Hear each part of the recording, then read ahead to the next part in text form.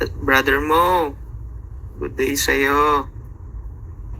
Si Nathan nga pala to, brother.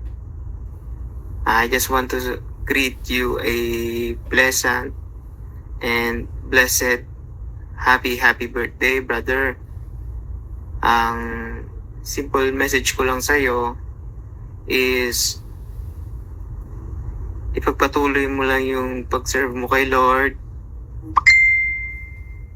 Huwag kang magsasawang lumapit sa Kanya. Huwag kang magsasawang paglingkuran siya. And huwag kang magsasawang laging tumawag sa Kanya. Brother, pagdadasal ko rin na laging maging strong ang yung faith lalo sa Kanya and laging good yung health mo, brother. Yun lang, brother, ha. Ingat ka ulit. Ingat ka lagi.